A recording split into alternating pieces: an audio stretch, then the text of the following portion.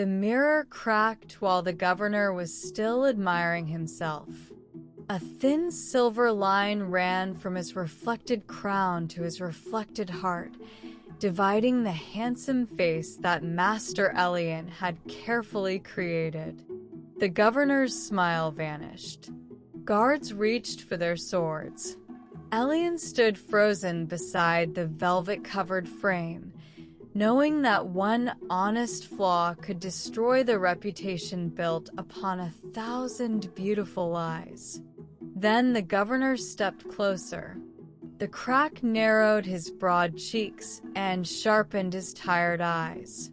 He liked what it did. "Leave it," he ordered. "It makes me look formidable." The guards relaxed. Elian bowed, accepted a purse heavy with gold, and returned to his mountain village with another celebrated success. Everyone knew Master Elian as the finest mirror maker in the land. His glass softened wrinkles, brightened dull eyes, straightened crooked noses, and lent courage to uncertain chins. He guarded his methods as carefully as a king guarded his borders. By curving the glass, changing the silver backing, and carving frames that drew attention away from imperfections, he could make almost anyone pleased with the face looking back. At first, Elian had wanted only to become a worthy craftsman. His father had made plain mirrors for farmers, bakers, and shepherds. They reflected every scar and sleepless night without apology. Customers respected the father's work, but they rarely praised it. Elian wanted more. He wanted people to speak his name in distant cities. He wanted nobles to compete for his attention and merchants to boast that they owned an Elian mirror. He discovered early that people paid more for comfort than accuracy. A merchant bought a mirror that made him appear taller. A singer purchased one that gave her the glow of youth. A military captain ordered 6 mirrors, each widening his shoulders. Every delighted customer praised Elian's genius, and every compliment warmed him like sunlight on cold stone. Soon, he stopped asking whether a mirror was true. He asked only whether the buyer would applaud. Wealth followed. Elian enlarged his workshop, hired apprentices, and built a house above the village roofs. Its walls held mirrors from floor to ceiling. Some made him look strong. Others made him look thoughtful, noble, or younger than his years. Before meeting a customer, he chose the reflection that matched the man he hoped to be that day. Yet the praise never stayed warm for long. When a noblewoman admired his work, Elian felt important until another customer hesitated. When a visiting prince ordered 3 mirrors, Elian celebrated until he heard that a rival craftsman had received 4 commissions. Every compliment created a hunger for the next one. Every silence felt like an accusation. His apprentices began to fear his moods. If they praised a frame too quickly, he suspected flattery. If they examined it quietly, he assumed disapproval. He polished glass late into the night, searching his own reflections for proof that he still deserved the name everyone spoke with admiration. The mirrors offered many versions of him, but none could tell him which one was real. One winter morning, an old blind woman entered his workshop. Her cloak was patched, her shoes were covered in mountain dust, and she carried no servant's purse. The apprentices tried to lead her toward the door, but she placed a small linen bundle on Elian's table. Inside were 12 silver coins, worn smooth from years of saving. "I have come for a mirror," she said. A few apprentices laughed. Elian did not. 12 coins were little compared with what nobles paid, but the strangeness of the request interested him. The woman touched the edge of his workbench. "Make the clearest mirror your hands can make. Change nothing." Elian agreed, partly from curiosity and partly because he imagined the story spreading through the village. Even a blind woman, people might say, desired the work of Master Elian. He pictured their admiration before he had lifted a single tool.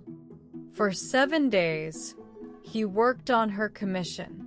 He selected flawless mountain glass and the purest silver in his stores.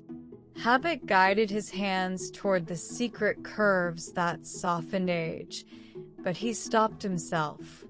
The woman had requested clarity. He made the surface perfectly level, backed it evenly, and placed it in a simple cedar frame without jewels or carved distractions.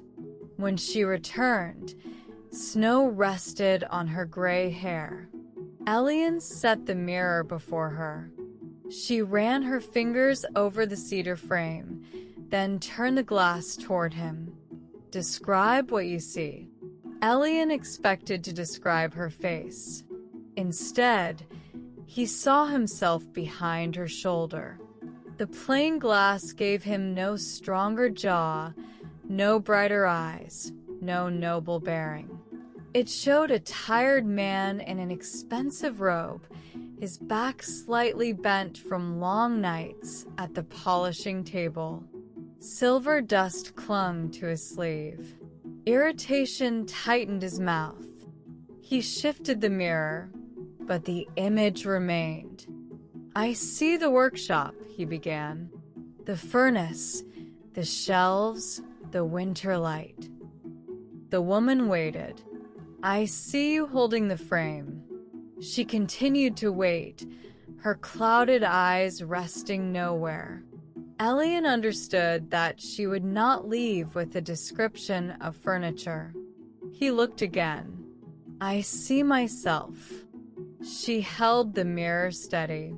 His first description sounded like a merchant's advertisement. He spoke of a successful craftsman, respected across the kingdom, dressed in fine wool. The woman listened without nodding. Her silence did not praise him, and it did not accuse him. It simply left his words where he had placed them. Elian tried again. He described the silver in his hair and the crease between his brows. He mentioned his stained fingers and the heavy rings on them. Still she held the mirror. The longer he looked, the less useful his practiced language became. He could not flatter the reflection without hearing the effort in his own voice. He could not condemn it without noticing that condemnation was another attempt to control what someone else might think. At last, his shoulders lowered. "I see a man who learned to make everyone pleased with their appearance," he said softly. He became afraid of any face that was not pleased with him. The old woman reached forward until her fingers found the glass. She touched its cold surface, then turned it away from Elian and placed it against the wall. She gathered the empty linen cloth, left the 12 coins on the table, and walked out into the snow. She offered no verdict. She gave no explanation. She had commissioned a clear mirror, made him use it, and departed. Elian remained before the turned glass until the furnace dimmed. The following day, a wealthy landowner arrived. He wanted a mirror that would narrow his waist and make his expression appear commanding. Elian's hands prepared to follow the familiar method, but he remembered the old woman's steady silence. He made 2 mirrors instead. The first showed the landowner exactly as requested. The second was plain and clear.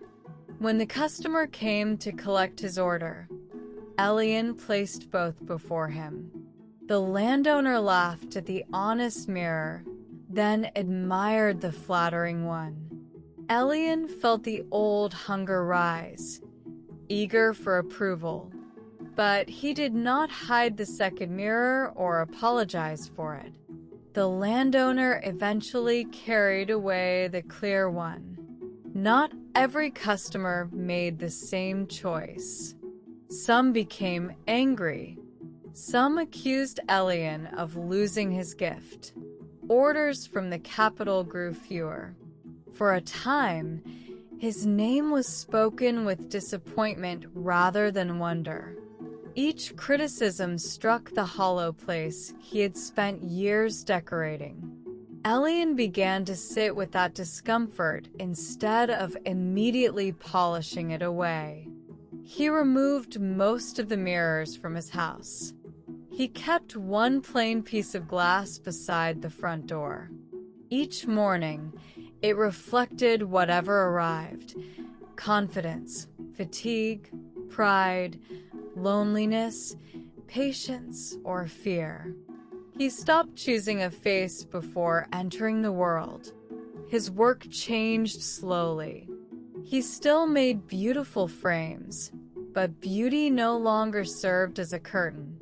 He taught his apprentices to polish patiently, measure honestly, and notice the moment their hands began shaping glass merely to win applause. When that happened, they returned to a level surface. Years passed, and Elian never saw the blind woman again. Her mirror remained in the workshop, resting against the wall where she had placed it. He never sold it. Whenever praise made him feel larger, or criticism made him feel small, he turned the mirror around and described what he saw without ornament. This practice did not make him indifferent to others. He still appreciated gratitude, listened to criticism, and enjoyed being respected. But these things became visitors rather than judges. Praise could enter without becoming food. Disapproval could pass through without becoming a sentence. The same hunger appears far from mountain workshops. It appears when a worker rewrites a good presentation until every colleague approves. It appears when someone checks a photograph again and again, measuring worth through small symbols on a screen. It appears at home when kindness becomes a bargain offered in exchange for reassurance. It appears in relationships when a changing tone, a delayed reply, or a distracted expression is treated as a final judgment. Flattering mirrors now fit inside pockets. They count attention, display approval, and offer polished versions of ordinary lives. They are useful tools but poor authorities. A reflection can show how others respond. It cannot determine the value of the person standing before it. A young designer named Mara once carried this lesson into an ordinary Monday. During a meeting, her manager praised a colleague's proposal and passed over hers without comment. Heat rose in her face. She opened the team chat, ready to send a clever message that might recover attention. Then she remembered the clear mirror. She closed the chat and looked at her work as it was. One section lacked evidence. Another was thoughtful and strong. She revised the weak section, kept the strong one, and sent the proposal without fishing for reassurance. That evening, Her partner seemed quiet at dinner. Instead of performing cheerfulness to force a smile, Mara placed a bowl of soup beside him and sat peacefully nearby. His mood belonged to him. Her care belonged to her. Neither needed to become a mirror for the other. Before bed, Mara caught her reflection in the dark window. It offered no applause and no rejection. It simply held her face above the lights of the street, clear enough to remind her that worth does not rise when others approve or vanish when they look away. High in the mountain village, Elian's last mirror still rested in its cedar frame. It changed nothing, concealed nothing, and asked for nothing.